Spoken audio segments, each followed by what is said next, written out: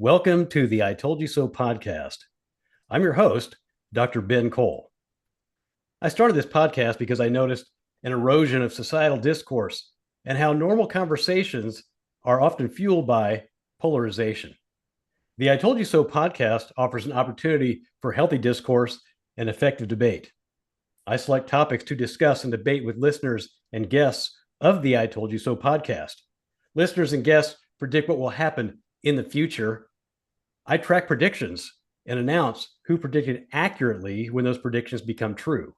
The podcast offers topics where listeners and guests can discuss and debate with the goal of predicting the future so they can proudly say, I told you so.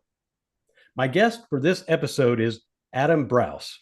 Adam Braus currently serves as the chair of the Applied Computer Science Department for the Borowski School of Business at Dominican University of California in San Francisco. Adam goes by his last name, Braus. He is a higher educational innovator, a professor, an entrepreneur, an ethics expert, an author of various books, and co-host of the podcast, Solutions from the Multiverse. Braus, thanks for being a guest on the I Told You So podcast. We talked a little bit before we started the recording about all the things we could talk about and all the predictions you have and how eclectic your mind really is. And I'm so bad at predicting things, Ben. I'm so bad, but I appreciate being on and just chatting and seeing what we get into. And I think the main thing we can talk about though is higher education. I know that this podcast seems to have a lot of professors. Yep. Former episode I know was like a podcast, was also kind of a future of higher education. And so I thought we could talk about that, and maybe that'll lead into other things too. Yeah, that'd be great. Yeah. So maybe Awesome. maybe you can start. I know I gave a little bit of your bio, I guess, but Yeah, maybe for listeners, you can maybe talk about your experience, some of your background. sure. When I looked you up on LinkedIn and I've talked to you a little bit, I think you're kind of a Renaissance man. So maybe you can help our listeners know a little bit more about you. Sure. Yeah, and I'll speak directly mostly to my experience in higher education, which is quite large. I've been in higher education for 10 years. That's been my main job, and also I've started one college and then tried to start another college, and so I have a lot of experience in new higher ed, alternative higher ed, kind of beginning new higher ed schools. But yeah, I'm engaged in a lot of stuff. I would say, yeah, Renaissance man is a generous way of putting it. I think I have untreated ADHD, which lets me sort of spin like a top sometimes. Yeah. But education's a good place for that because you get to interact with new students every day, and kind of things are changing, and you know that environment is a high stimulation environment. So, but I can tell you that so my career in higher education started where I started out as an instructor at General Assembly, which was like one of the leading, and still is one of the leading boot camps, coding boot camps. So before that I was an entrepreneur, and before that I went to college at a really innovative school called St. John's College, which is the Great Books School. So Right. I got a great books education and learned Greek and French and stuff, and kind of fell in love with philosophy. And yeah, then I learned how to code because all the big philosophy firms weren't hiring. Weird. I don't know why they had a hiring freeze. And so I decided the internet had come to town. I thought I'd become a software engineer. So I became a software engineer just teaching myself, much the way I taught myself, ancient Greek. And then went on to teach people how to code, which was really fun at General Assembly. And then I became the lead of a small, innovative new college program called Make School, which had gone through Y Combinator and was a pretty well-funded sort of educational startup. And I was made director of that whole program, like right out of the sort of chute. And that's basically the job I've had since then, because Make School actually got it taken over by Dominican University. So I've just continued to be the director of that for almost 8 years now. Pretty impressive.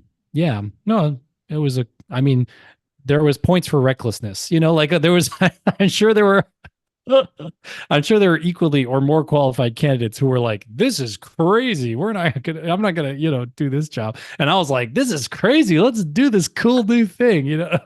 Um, but during that time I learned about how to start colleges and kind of what the landscape of new and alternative colleges are in the United States.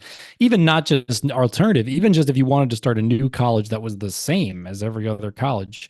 I learned about that kind of ecosystem. And I learned that actually it's not really possible to start a new college in America. And that's something a lot of people, even the people with the best intentions and the most knowledge about this topic, don't share. They don't highlight the fact that you can't really start a new college. People will quibble with that and say, oh, there's new colleges. But almost every one of those, it's more exceptional in that it's an exception to the rule rather than it's sort of run of the mill that people started colleges. So my point is not, when I say nobody can start a college, I mean, it's the rule that you can't start a college. There's exceptions. There's weird things, that you can still do. And there's some people kind of sneak through the cracks, but it's not like, restaurants. Anybody can start a restaurant, right? It's not illegal to start a restaurant or to start a grade school. You can start a grade school, but you can't actually, as a rule, start a new college. And I wrote a book about this that's called The Caging of the American Mind, kind of going on the coattails of the closing of the American mind, the coddling of the American mind. I recently saw that there's the canceling of the American mind. Anyways, there's a whole bunch of books like this, but mine is the best one because I think it's the most accurate one in terms of what problems really face higher education. Um, so yeah, so I have this sort of prediction that I'll make today about the future of higher education vis-a-vis can you start colleges or not? Hmm. Yeah, interesting. I mean, we have too many to count. So one of my hobbies is I go and visit universities, and I try to go to universities Cool. that have graduate programs. Uh, like I try to go to universities, not colleges. Now, Uh-huh. some colleges actually are universities, and so like Boston College or like the college you went to, and so it's not really so much the name; it's more of what they do, what their purpose is, and do they have graduate programs, and are they focused on research? So out of all those, I guess that fit in that category, I've been on the campus of 321 of those. So Holy yeah, cow. so like you, That's wild. yeah, I'm a little bit passionate about higher education and the purpose of higher Yeah. education. So it kind of makes sense a little bit that we Whoa. have so many universities Yeah. and colleges that Yeah. it would be hard to start another. Yeah. So that's the common sort of initial first place usually is like, it must be hard to start a university, right? That's kind of the standard sort of idea. Well, there's so few new universities because it must be hard to do. Turns out, though, it's not actually hard to do. All you have to do to start a university, really, I mean, really, is just get some students, get some faculty, and have them like meet.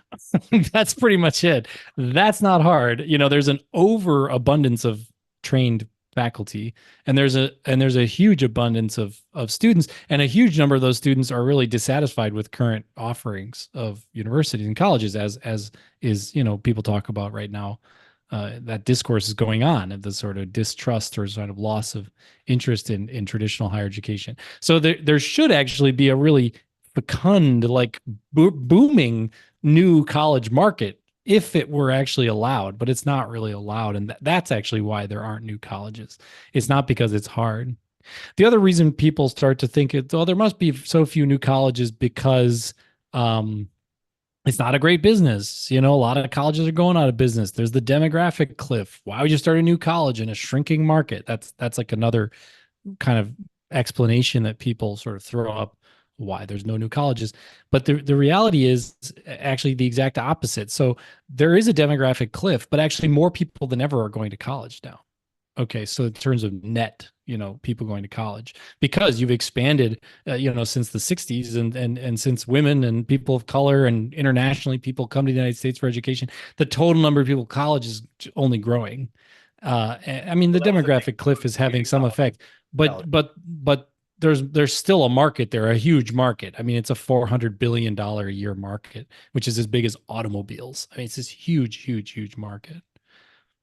Yeah. Yeah, so like I don't know if you heard me, but I said that was the '60s was the big boom of community colleges and technical Yeah. colleges, and that opened the door Yeah. wide open for people who thought they couldn't go to a 4 year institution. And so Yeah.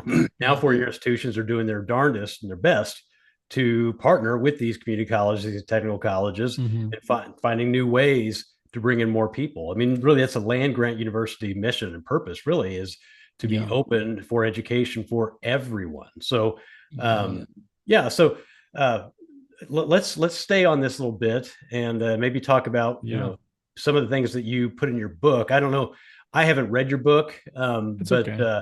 is Yeah. your book more of a how-to, or is it more of a what's wrong, or is it more of if we do this, then this will happen, kind of a future take? Yeah. It's more of a here's how we got where we are and kind of a rewriting of the history of higher education, because I think the history of higher education is like is mistold. It's mostly lies as far as I can tell. The traditional sort of story of higher education is like uh there was this sort of chaotic bustle, and then the American university emerged from this muddle of stupid little colleges that were underdeveloped and sort of bad. And the American university carries us to greatness. And that's usually the sort of history of the United States higher education, is this sort of muddle into greatness as like the American university. But I actually think it's the other way around. So actually what was great was the muddle, the kind of bubbling, effervescent, anybody could start a college. Like MIT was started by one guy, Dartmouth was started by one guy, Princeton was started by one guy, just in like one room schoolhouses. They just started teaching like five university students, and then that became Princeton. So that was like, to me, that was the exciting cool thing. Colleges were coming up with entirely new ways to teach their students, pay their instructors, incentivize all kinds of things, from research to everything else. um, and actually, what you see is a constant drop off in quality as colleges over time consistently have a tendency towards cartelization. So they constantly kind of cartelize and then refuse to improve. And then they're either forced to improve, or something happens that like they're forced to improve either externally or internally. So for example, you mentioned the land grant university laws, 18 whatever it was, 18, right, right 18, after the Civil War, 1880, right? 1870. Yeah. Actually, What, before the Civil War too? I Or think right in the middle of it, yeah, yeah. toward So a the lot of people talk about that as like Morale this Act, sort of, Morale yeah, Act. yeah, the Morale Act, right? So people generally can frame that as like this win for public education and sort of this expansion of universities for America or whatever.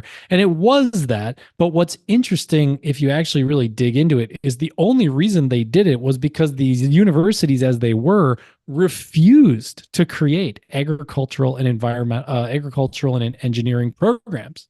They just refused. They were completely, just like today, our universities won't make AI programs or coding programs, or the programs that we need for today's economy. Back then, they also refused to create the programs that were needed for the economy of 1850, and where we started to need agronomy and environment. I keep saying environmentalism, I mean engineering and metallurgy and those things. They just refused to do it, and so the government actually had to. You can really think of the land grant program as a bribe to get them, like a carrot, to get them out of their rut, to Yeah, yeah. actually We'll give you found the land. agronomy We're going to give programs. you this land. Now make something of it. Right. And if you don't, we're going to start competing universities, right? All the land grant universities were competition with the existing universities, which then forced them to improve. So what you see throughout higher education, in the history of higher education, is this unwillingness for existing colleges, this lack of leadership, lack of innovation, lack of pushing the boundaries of things. And then only having that be forced forward through disruptions that add new colleges. That was always the kind of way that colleges go forward.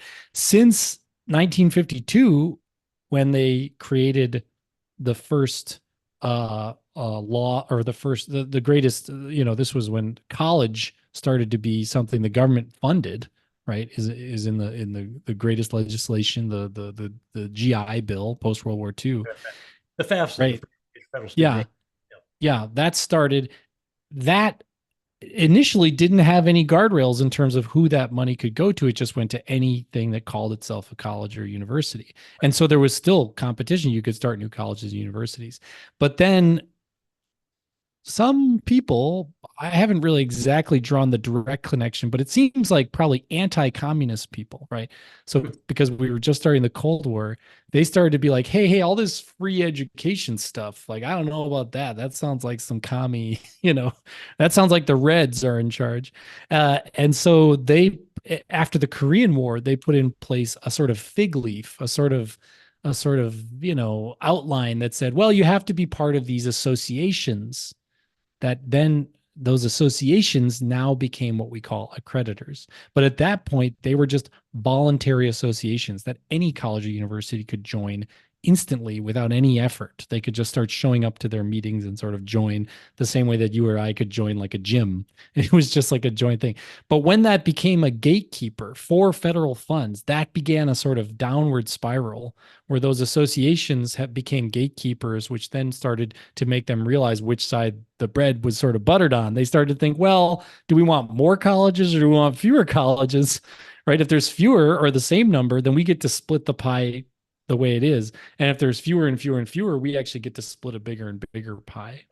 And so those accreditors started to be these like gatekeepers. And as you see, there's a kind of generational shift. So from 52 to 90 to 52 to 72, there wasn't really that much shutting down. And actually, there was still a lot of entrance. There's a lot of new colleges that started in the 60s. That was in some ways the golden age of new colleges and universities. That's right. But then 1972, the recertification of the Higher Education Act Right. made a bunch of changes that further solidified the cartelization of higher education around the accreditors. And then again in 1992, you had the federal government trying to break the back of the accreditors with what were called sprees, which were the state, it was an alternative to accreditation. And when the federal government passed that law, the accreditors went nuts and they dissolved their big organization, COPA, and they created a new central organization called CHIA with the express interest of destroying that law. And they lobbied Newt Gingrich's Congress to do a budget rescission to eliminate the sprees and prevent there being an alternative to their private accreditation, to prevent breaking that cartel. Mm-hmm. So basically, since 1992, and they succeeded. So since 1992, it's just been like an ice age. No new colleges. It's just been like totally dead because they really consolidated all their power in 1992, and nothing has been able to unlodge it. Republican presidents, Democratic presidents, it doesn't matter. They've held this cartel over a $400 billion industry and the future of the minds of our young people. So it's like a pretty scary sort of thing that this small cartel of about 7 organizations is totally dominating a $400 billion industry in all of higher education, when really it should be allowed for qualified people to just start new colleges. That should be the rule. And instead it's not. And that's like the thing that we can kind of talk about. Maybe I can try to make a prediction about. Well, there actually have been some Yeah, some. Mm-hmm. So University of Phoenix, for one, online. Yeah. Um, Yeah, and I'm friends with Jorge, one of the founders of University of Phoenix. really, We get yeah. dinner every now and then. Yeah.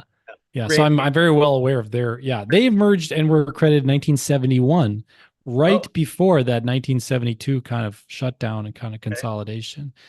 So it's a little bit of yeah, but there are others, Minerva was just recently accredited and is live as a new college, but they raised $25 million before they even had a single shovel in the dirt.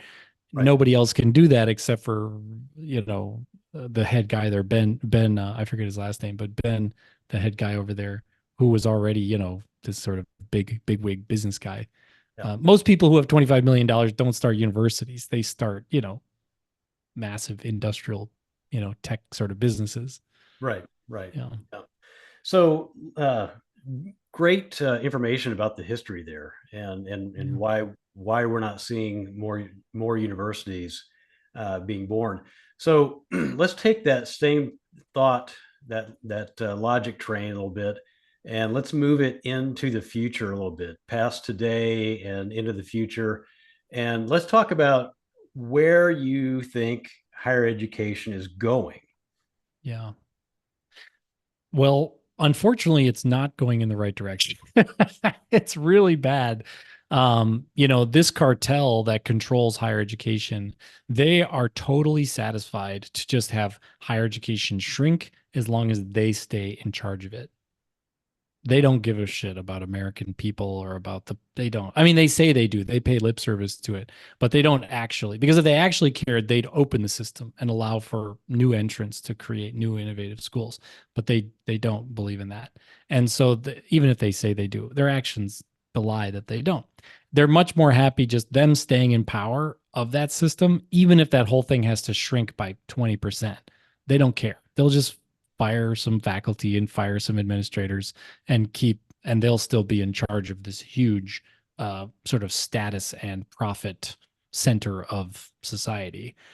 So that's very bad, and that is the direction we're going. That is like we are not like no one's even like the foot is not even hovering over the brake. Like the foot is all the way down on the pedal, the accelerator pedal, to go in the exact wrong direction. Just so we keep it clear, this is just like climate change. We said we'd talk a little bit of climate change is the same way. The foot is fully on the accelerator to destroy the climate. There's like not even really much of a lift of that foot. Just evidence of that is the amount of coal. The greatest year of coal burning ever in history of humanity was 2023. It was the last year, and we're on track this year to be the greatest ever in history coal burning. Right, so we're kind of still like, anyways. So society, yeah, we're kind of in trouble, but.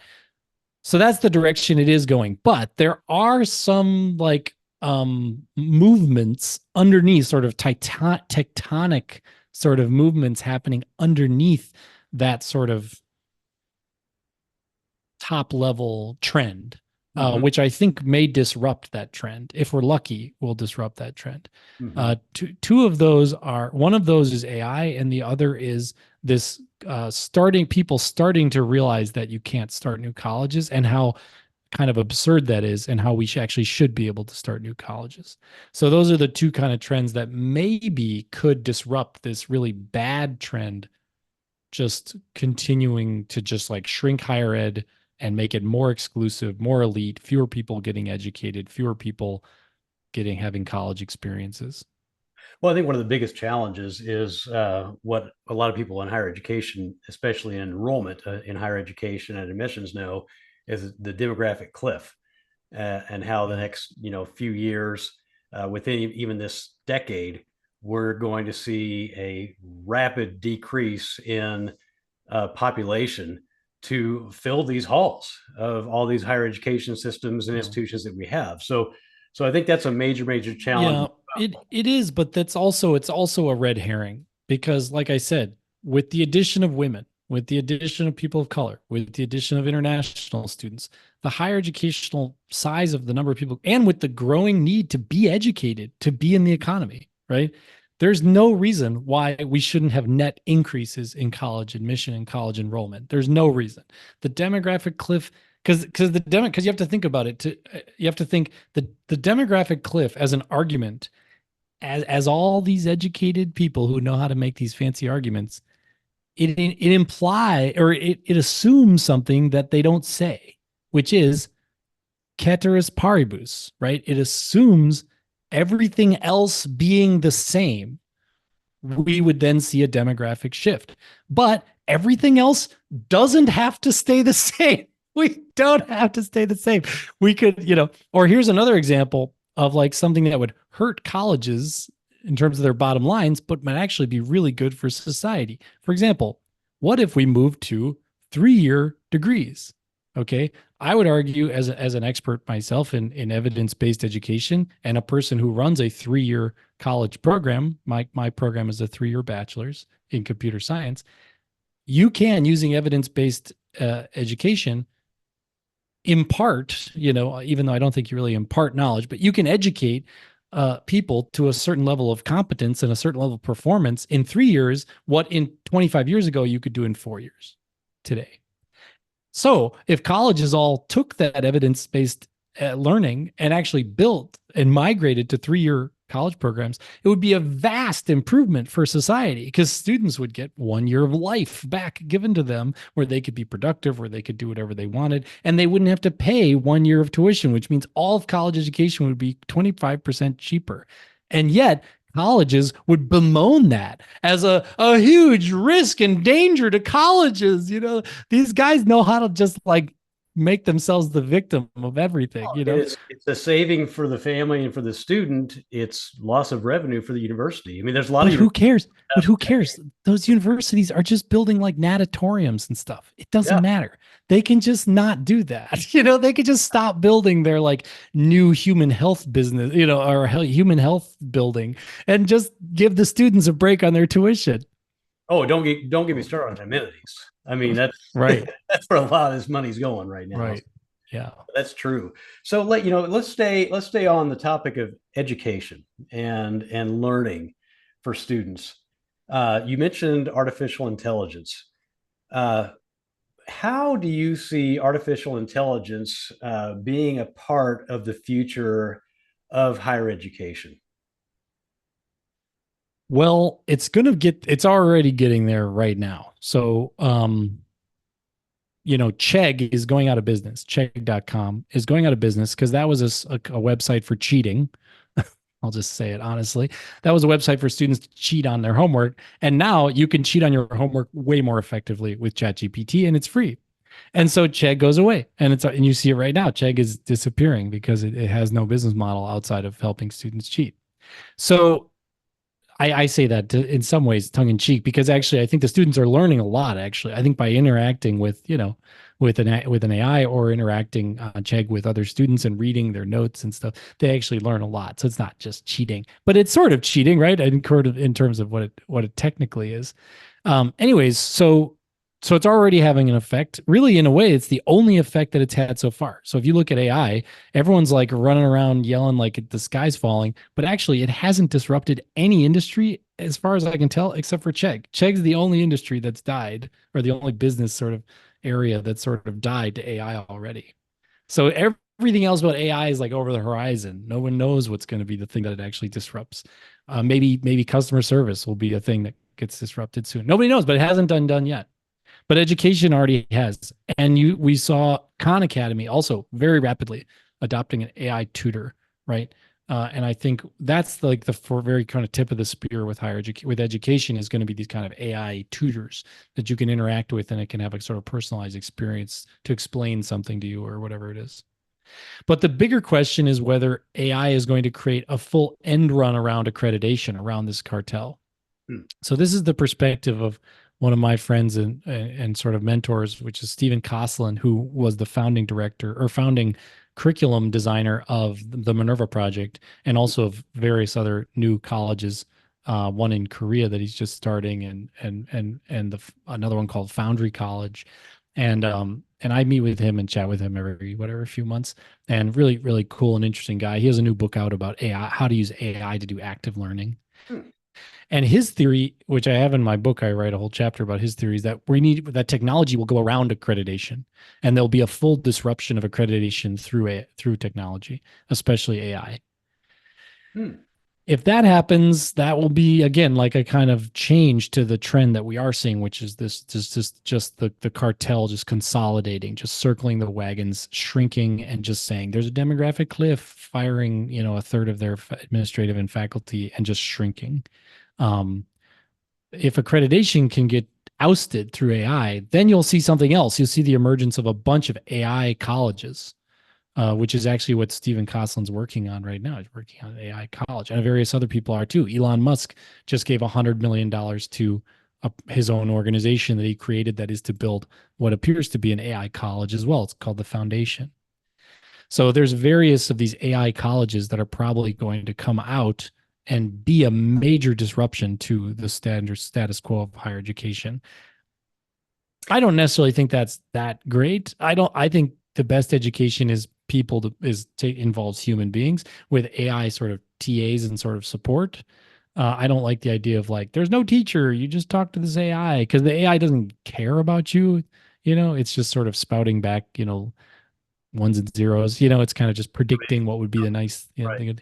And that doesn't mean it's not right. I was sitting yesterday talking to Claude about a research paper I'm writing and asking Claude for feedback on it and stuff. And Claude, the AI, the Anthropic AI was great. And it was giving me great, some not that great, but it was giving me pretty good, like interesting ideas and brainstorms that I hadn't thought of. And maybe I'll incorporate 5 or 10% of what it said in what I was doing. But it was interesting to have a sort of back and forth with an AI. And those are only going to get a lot better, but I don't think they should be like the teachers. I feel or like the learning coaches. I feel like the learning coaches should be like people who care about you and who care about learning, and then they should say, go talk to your AI tutor about this to get the actual sort of nuts and bolts content. But I think a human being should be more in the driver's seat.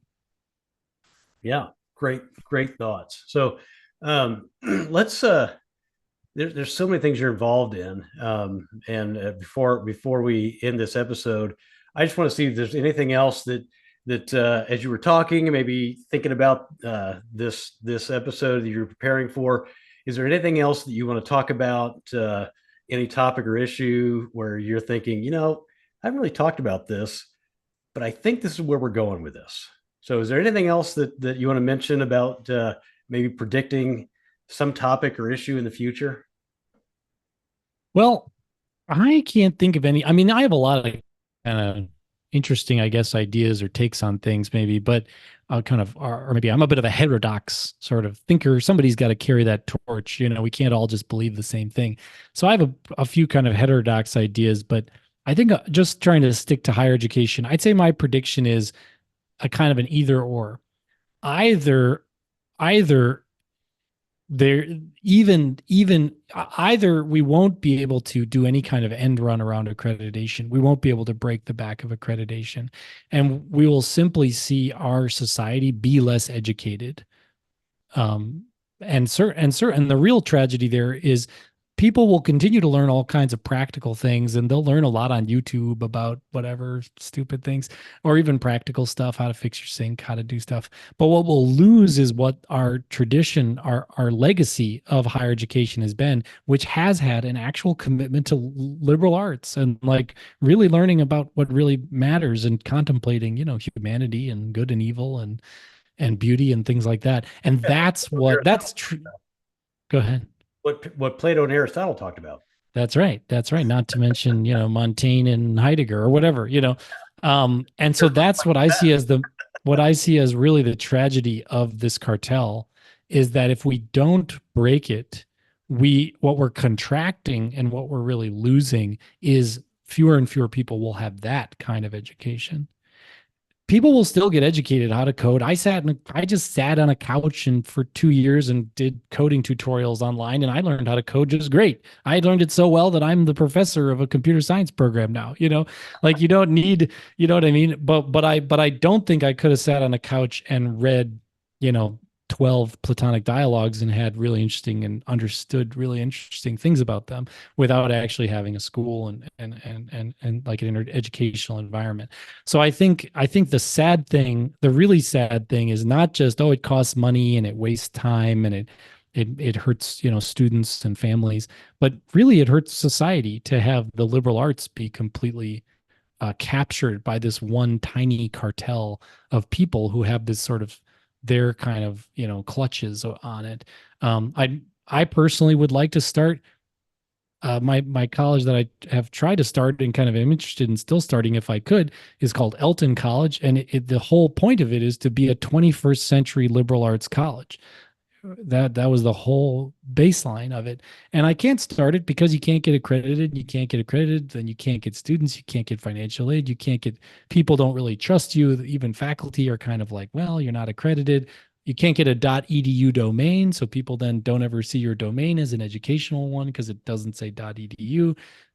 There's all kinds of things. You can't even get Google Classroom Suite because you don't have a .edu domain. Like there's so many things that are a barrier just because you can't get accreditation that it makes you a second-class citizen as a school, even though we're going to use evidence-based educational methodologies that traditional schools don't even use that are way better. And we're going to use technology that's way better. And we're going to be 3-year programs, and the tuition's going to be $10,000 a year instead of $50,000 a year. So you can kind of see how the ball kind of gets to roll, the snowball rolls, and it gets bigger and bigger. So So what's I think the prediction is we'll either break the back of the cartel either through technology or awareness that we just need to make it so that you know qualified people can start colleges, or we won't.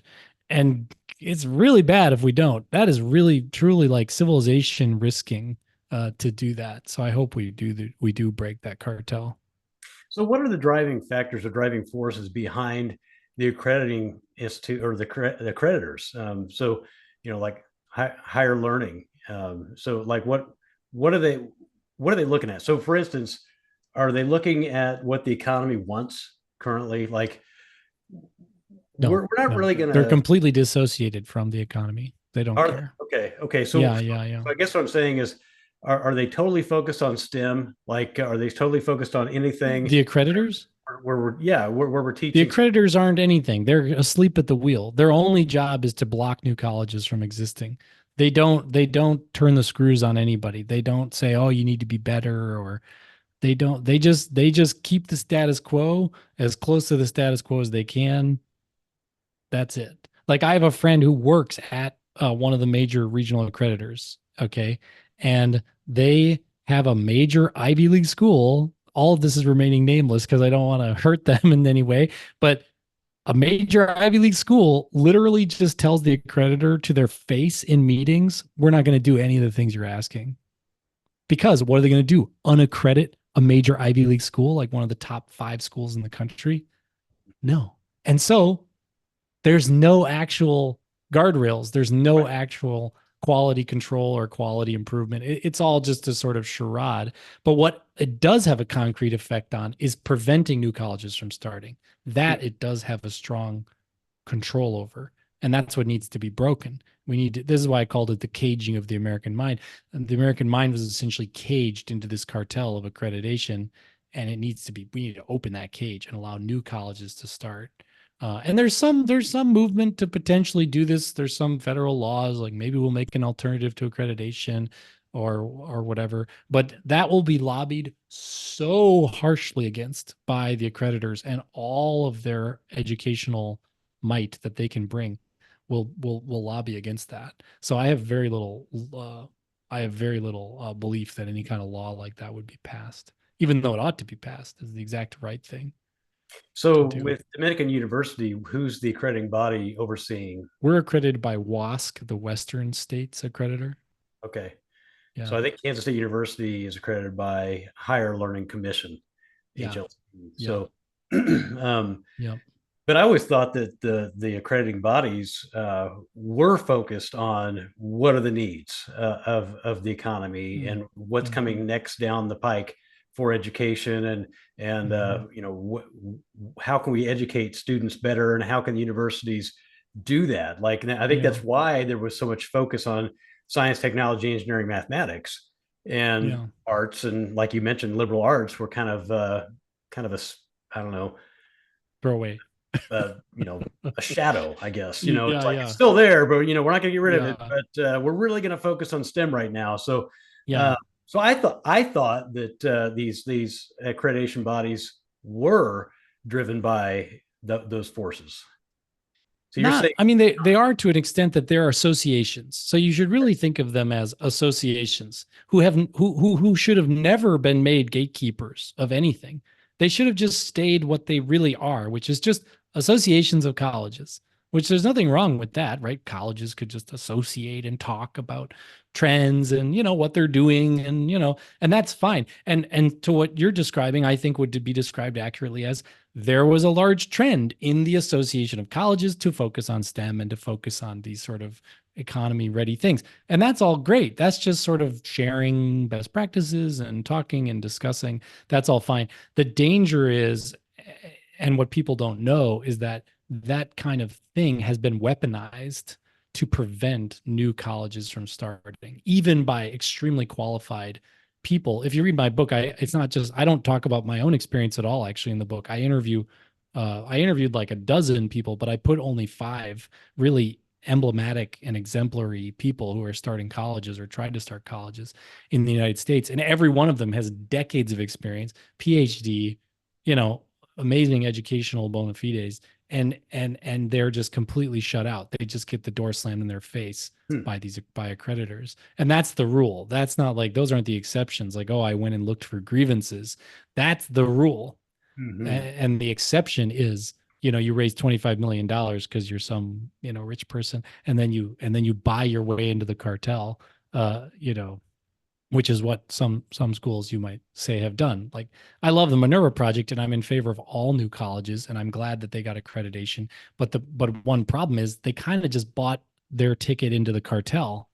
They didn't open up the door behind them, right? Hmm. They didn't say, now everyone come in behind us and other people can start new colleges like we did. No, they just bought a seat at the table and now are, making money and, successful, sort of elite college. Yeah. And that's better than not a single new elite college, but it'd be way better if we actually broke the cartel, broke this cage that the American mind is sort of stuck in, and allowed all kinds of people who have the proper, training and credentials to start new colleges.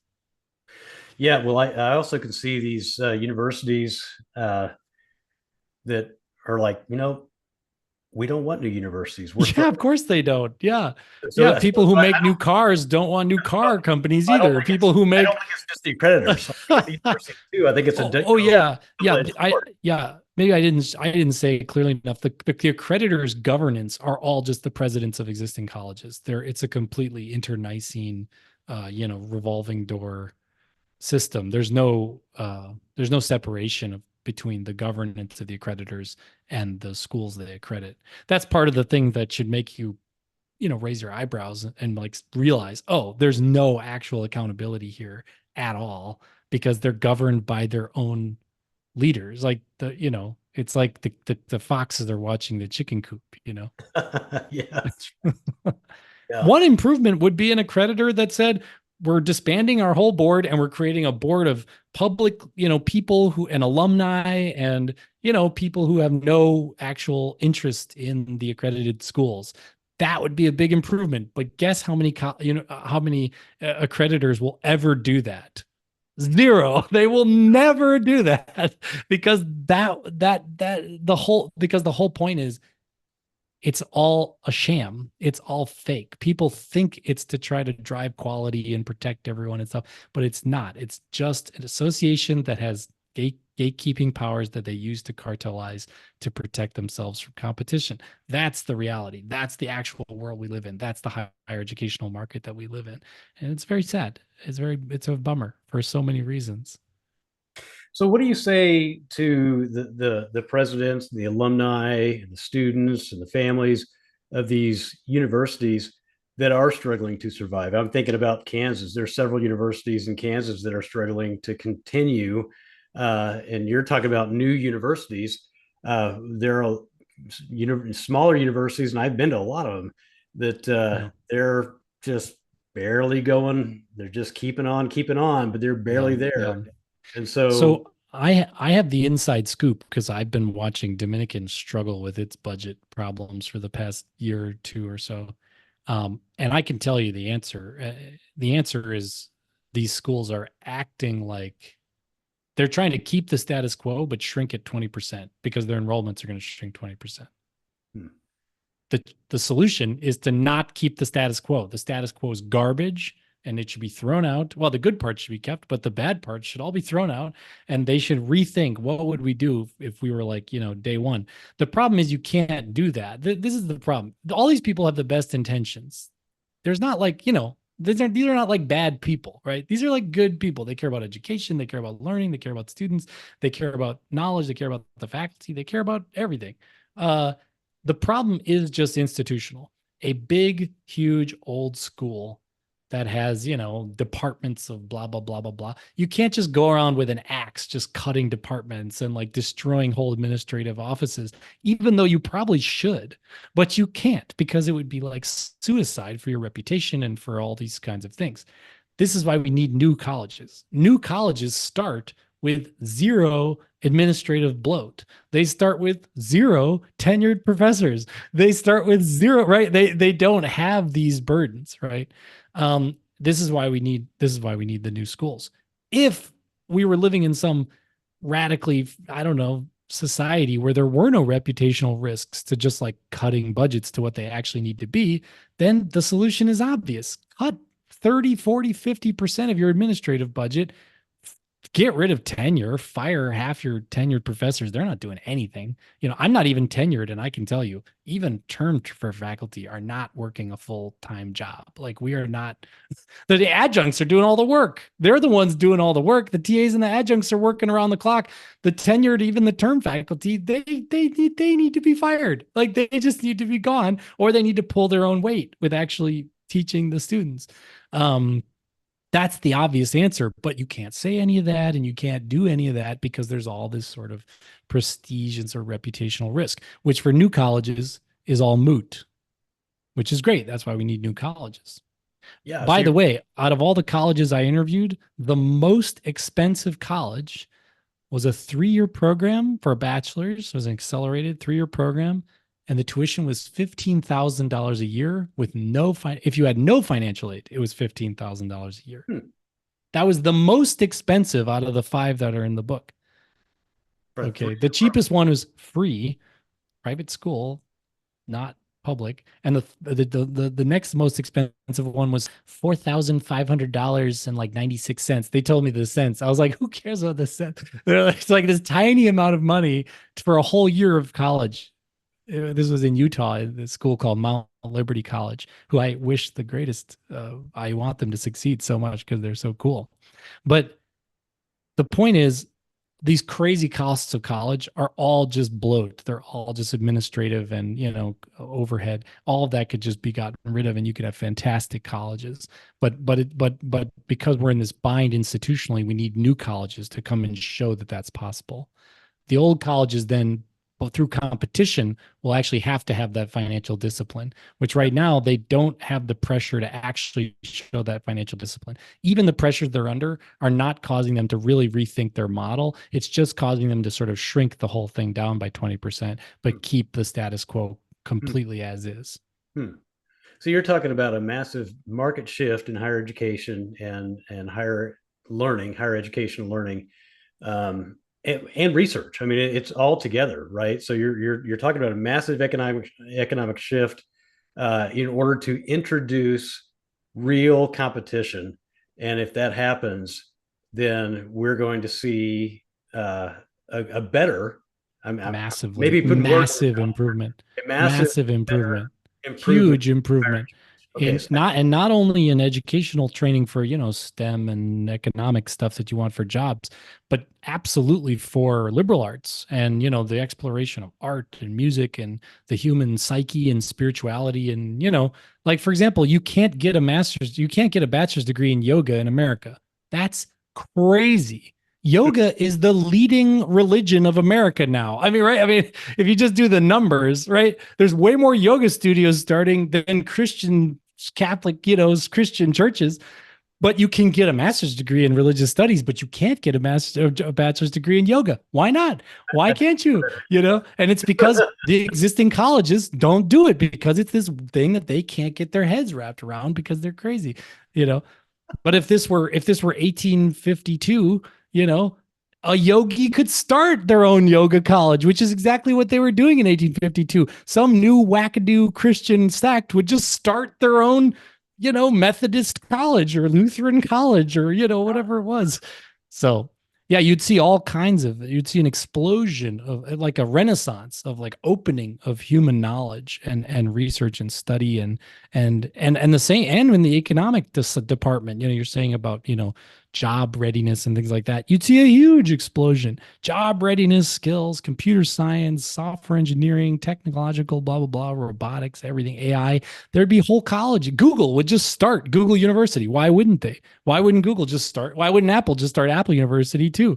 It's great. It's a great opportunity for them to train employees at their own universities and then just hire them into Apple. Like, why wouldn't you do that? So I think the opportunities are, like, just beyond the beyond if we just opened up these gates.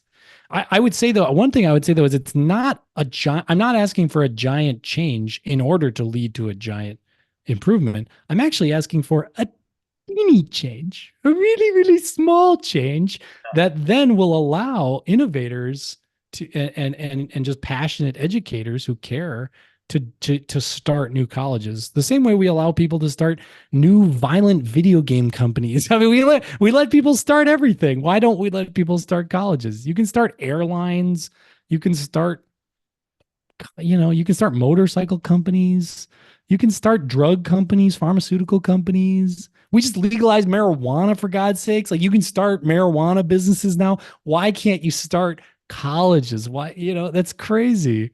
It's crazy that we don't allow these people to start colleges.